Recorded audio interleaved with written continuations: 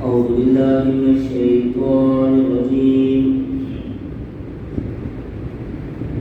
بسم الله الرحمن الرحيم.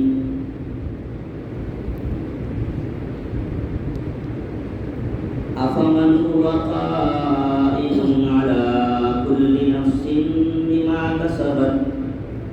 بما كسبت وجعلوا لله شركاء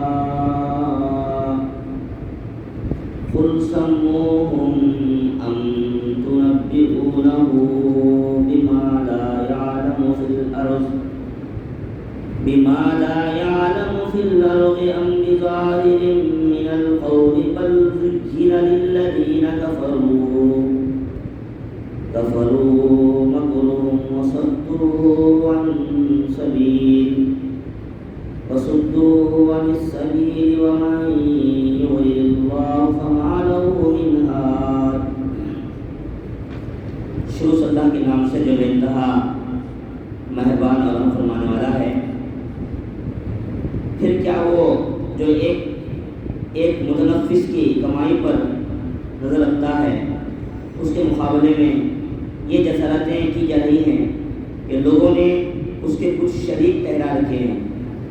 اے نبی صلی اللہ علیہ وسلم ان سے کہو اگر واقعی وہ خدا کے اپنے بنائے ہوئے شریک ہیں تو ذرا ان کے نام لو کہ وہ کون ہیں. کیا تم اللہ کو ایک نئی بات کی خبر دے رہے ہو جسے وہ اپنی زمین میں نہیں جانتا؟ یا تم لوگ بس یوں ہی جو منہ میں آتا ہے کہہ ڈالتے ہو؟ حقیقت یہ ہے کہ جن لوگوں نے دعوت حق کو ماننے سے انکار کیا ہے ان کے لیے ان کی مکاریاں خوشنما بنا دی گئی ہیں اور وہ راہ راست سے روک دیے گئے ہیں. پھر جس کو اللہ گمراہی میں پھینک دے اسے کوئی راہ دکھانے والا نہیں ہے. محترم حضرات، یہ میں نے آپ کے سامنے سورہ رعد کی 33 نمبر کی آیت کو آپ کے سامنے پیش کیا، تلاوت کیا اور ترجمہ پیش کیا. کل کے درس میں پرسوں اگر نہیں ہوا ہے، پرسوں کے درس میں آپ کے سامنے اس بات کی وضاحت ہوئی تھی کہ اللہ اگر چاہتا تو پورا قرآن یا ایک ایسا قرآن اتارتا جس کے زور سے پہاڑ چلنے لگ جاتے یا جس کے زور سے مردے خبروں سے نکل کر بولنے لگتے. تو ایسی نشانیاں دکھا کر اللہ تعالیٰ ان کو منوانے کی بات ہو سکتی تھی، لیکن اللہ تعالیٰ نے ایسا نہیں کیا ہے، بلکہ ان نشانیوں کا دیکھنا مشکل نہیں ہے بلکہ آسان ہے اللہ کے لیے دکھانا.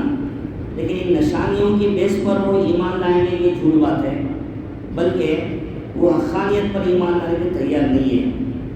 پھر اہل ایمان بھی ایک امید میں تھے کہ شاید اللہ تعالیٰ یہ قریش کے لوگوں کو جو سوال کرتے ہیں ان کے مطالبے کے مطابق کون سی تو ایک نشانی بھیج دیتا تو لوگ ایمان لا لیتے سمجھتے تھے. لیکن جواب دیا گیا کہ بھئی ایسا کچھ بھی نہیں ہے. کوئی بھی نشانی پوچھ رہا ہے تو ہر کسی کو نشانیاں دینے کی نہیں بولتے، بلکہ ضرورت کے حساب سے وہاں پر پیش کی جاتی ہے. اور دوسری بات یہاں جو سوالات کر رہے ہیں لوگ یہ حیدر میں کر رہے ہیں، یہ بات سمجھ گئی ہے. اب اس کے بعد میں جو باتیں آپ کے سامنے آ رہی ہیں وہ یہ کہ پھر کیا وہ جو ایک متنفس کی کمائی پر نظر رکھتا ہے اس کے مقابلے میں یہ جسارتیں کی جا رہی ہیں کہ لوگوں نے اس کے کچھ شریک ٹھہرا رکھے ہیں. اے نبی صلی اللہ علیہ وسلم سے کہو اگر واقعی خدا کو اپنے بنائے ہوئے شریک ہیں تو ذرا ان کے نام لو کہ وہ کون ہیں. یعنی مطلب یہ ہوا کہ اللہ کا یہاں پر کفار کی حرکتوں پر تبصرہ فرما. یہ لوگ کیا ہے اللہ کو چھوڑ کر بہت سے معبودوں کو بنا کر بٹھا دیے ہیں. ایسے خدا بنائے ہیں جن کی کوئی حیثیت کائنات میں نہیں ہے، اللہ کے مقابلے میں بنائے ہوئے ہیں. جبکہ اللہ خالق ہے، ہر مخلوق تخلیق یعنی ہر مخلوق کو پیدا کرنے والا وہی ہے. اب اس کے مقابلے میں یہ لوگ خدا بنا کر بٹھائے ہوئے ہیں تو یہ بات پتہ چلی ہے کہ بھئی کیا اللہ تعالیٰ کو نہیں معلوم کیا؟ اللہ تعالیٰ تو ہر ایک کی ہر ایک جاندار جو بھی ہے متنفس، جس کے جسم میں جان ہے، تو اس کے اوپر اللہ کا نظر رکھا ہوا ہے کہ کون کیا کر رہے ہیں، کہاں جا رہے ہیں، کدھر جا رہے ہیں، کیا کیا حالتیں ہیں، کس حالت سے گزر رہے ہیں، سب کچھ اللہ تعالیٰ دیکھ رہا ہے، نظر رکھا ہوا ہے۔ تو یہ لوگ جو کیے ہوئے حرکتیں ہیں یہ بھی اللہ تعالیٰ جانتا ہے۔ تو جسارت یہ ہے کہ اس کے ہمسر اور اس کے مد مقابل تجویز کرنے والے لوگ ہیں، یعنی یہ لوگ جسارت یہ کرنے مطلب کیا، اللہ کے برابر ہے وہی نو، یعنی تو اللہ کے مقابلے میں نو ہے وہی بنا کے بولے، حالانکہ اللہ نے اپنا تعارف پیش کیا ہے کہ وَلَمْ يَكُنْ لَهُ كُفُوًا أَحَدٌ، اس کی ہمسری کرنے والا، اس کی برابری کرنے والا کائنات میں کوئی خدا نہیں، کوئی بھی خدا نہیں ہے کہ وہ اکیلا ہے، بے نیاز ہے، نہ وہ کسی سے جنا ہے، نہ اس سے کوئی اولاد ہے، نہ ماں باپ ہے نہ اولاد ہے، بس وہ تنہا اکیلا ہے، اور اس کی برابری کرنے والی کوئی نہیں کائنات میں۔ یہ پیغام اللہ نے اپنا خود کا تعارف پیش کیا ہے۔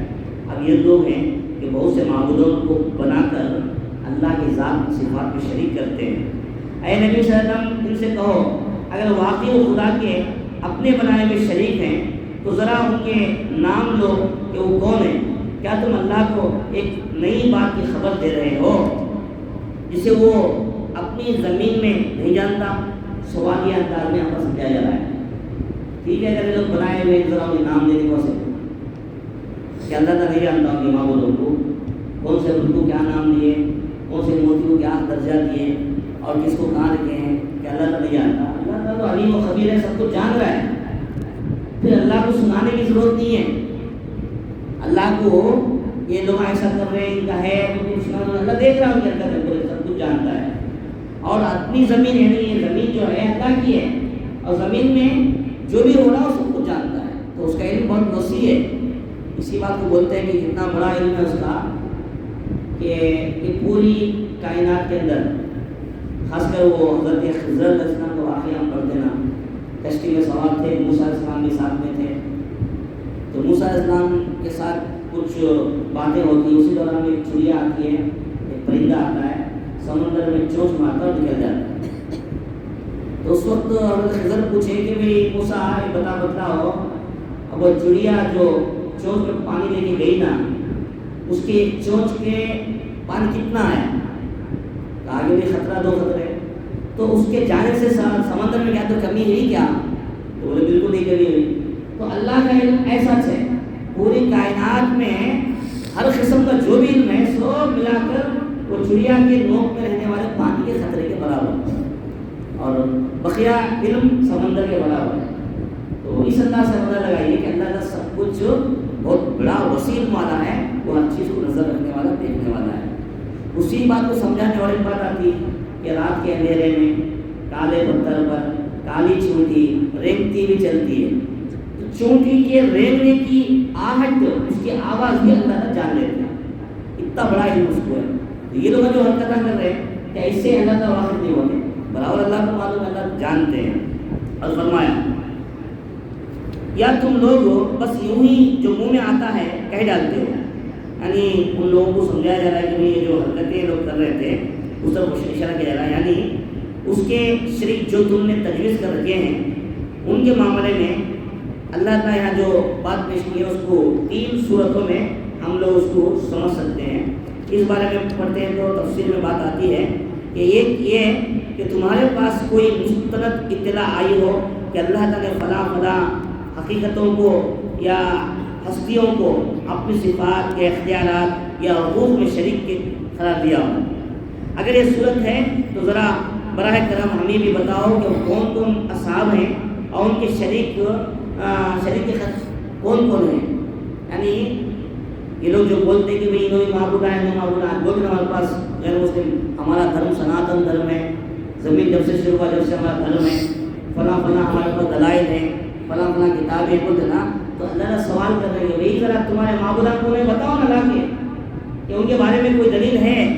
اگر ایسا کچھ ہے کہ اللہ تعالیٰ فلاں جگہ فلاں چیز اتارا تھا اور کیا ہے آج تم اسے بتا رہے تو بتاؤ، تو وہ سوالی انداز میں پوچھ رہے ہیں۔ اور دوسری بات سوال انداز میں ممکن صورت یہ ہے کہ اللہ کو اللہ کو خود خبر نہیں ہے کہ زمین میں کچھ حضرات اس کے شریک بن گئے ہیں اور اب آپ اس کو اطلاع دیتے ہیں. اس کا مطلب یعنی یہ ہوتا کہ بھئی اللہ کو نہیں معلوم اس کی زمین میں کیا کیا ہو رہا ہے، تو اب تم بتا رہے کیا کہ یہ ہو رہا. کچھ لوگ اللہ کے برابر بن گئے دنیا میں، اللہ کچھ نہیں معلوم کیا، بے خبر ہے کیا. اس سوالی انداز میں ہم کو سمجھایا جا رہا ہے. اور تیسری ایک کیفیت یہ پیدا ہوتی ہے کہ اگر یہ دونوں باتیں نہیں ہیں تو پھر تیسری صورت باقی رہ جاتی ہے، اور وہ یہ ہے کہ تم بغیر کسی سند بغیر کسی دلیل کے یوں ہی کیا ہے جس کو چاہتے ہو اپنا خدا کے برابر قرار کر دے. یہ دو باتیں، ایک تو اللہ تعالیٰ کی کوئی دلیل نہیں ہے، اور اسی بات اللہ تعالیٰ کو علم نہیں ہے، اس بات نہیں ہے بلکہ سب کچھ علم ہے. اب یہ دونوں باتیں نہیں ہوتی، تیسری بات مطلب کیا ہوا، تم جھوٹ بول، تم جھوٹی باتیں کر رہے ہیں، خدا کی سند تمہارے پاس نہیں ہے، اس لیے کیا ہے اپنی منمانی کر رہے تم لوگ دنیا میں. یہ بات یہاں پر ثابت ہوتی ہے. اسی بات کو فرمایا اپنی زمین میں، یعنی اللہ تعالیٰ جسے وہ اپنی زمین میں نہیں جانتا ہو، یا تم لوگ بس یوں ہی جو منہ میں آتا ہے کہتے جا رہے ہو. حقیقت یہ ہے کہ جن لوگوں نے دعوت حق کو ماننے سے انکار کیا ہے ان کے لیے ان کی مکاریاں خوشنما بنا دی گئی ہیں. کیا وجہ ہے وہ اتنی بت پرستی ہو رہی ہے، اتنے لوگ کیا ہے علم ہونے کے باوجود بھی نہیں سمجھ رہے تو کیا بتا رہے ہیں، اس کی وجہ بتا رہے ہیں. کیونکہ یہ لوگ اتنا گھرے ہوئے ہیں اس میں، تو اس کی وجہ یہ بتاتے ہیں کہ ان لوگوں کو دعوت حق کو ماننے سے انکار، یعنی صحیح دعوت حق جو ہے، یعنی اسلام کی دعوت ہے، قرآن کی دعوت ہے، ایک اللہ کی دعوت ہے، اللہ کے نبی کی پیش کردہ دین ہے، اس کو ماننے کے واسطے تیار نہیں لوگ، یہ مکاریاں کر رہے ہیں اس کے خلاف میں. تو اس انداز سے کیا، اس وجہ سے یہ لوگ کیا ہیں اس کو گھرے ہوئے ہیں. یہ بات یہاں پر وضاحت کی جا رہی ہے. تو مکاری کہنے کی ایک وجہ یہ ہے کہ دراصل جن اجرام فلکیہ فرشتوں یا اس انداز سے جو کچھ بھی بزرگ انسانوں کو خدائی صفات اختیارات کا حامل اور قرار دیتے ہیں، جن کو خدا کے مخصوص حقوق میں شریک بنا لیا ہے، ان میں سے کسی نے بھی کبھی نہ ان صفات نہ اختیارات کا دعویٰ کیا ہے، اور نہ ہی ان حقوق کا مطالبہ انہوں نے کیا ہے. اور لوگوں کو یہ تعلیم دی ہے کہ تم ہمارے آگے پرستش کے مناسب کرتے جاؤ. یہ بات یعنی آج سب کچھ آنکھوں کے سامنے نو کیا بولتے امت تو گرہ گلوبل آنکھوں کے سامنے سب لوگ بولتے ہیں. آج تو صحیح ہے کہ کہاں کیا کیا مدار ہے، سیارے سب کچھ ہے. اتنا سب کچھ معلوم ہونے کے باوجود بھی یہ لوگوں نے ان کو خدا بنایا ہے. تو کیا کبھی انہوں نے آ کر کہا کہ ہمارا خدا بنا بولے گا؟ انہوں نے نہیں بولے. کیا کبھی انہوں نے تعلیم دی کیا بزرگاں کہ جن بزرگوں کو لوگ خدا بنا کے اٹھائے ہوئے ہیں، انہوں نے کبھی یہ نہیں کہا کہ ہمارے بننے کے بعد تم ہم کو خدا بناؤ؟ نہیں بولے. پھر بھی لوگ بنا کے بیٹھے ہوئے ہیں. اس لیے کیا ہے یہ ان کی اپنی ہردرمی ہے. پھر جس کو اللہ گمراہ میں پھینک دے اسے کوئی راہ دکھانے والا نہیں ہے. آخری باتیں بتا رہے ہیں کہ دیکھو ان کی تو ایک تو ہردرمی ہے لوگوں کی، اس وجہ سے اللہ کا کیا ہے ان لوگوں کے ساتھ یہ معاملہ کیا ہوا ہے کہ یہ گمراہی میں پڑے ہوئے ہیں.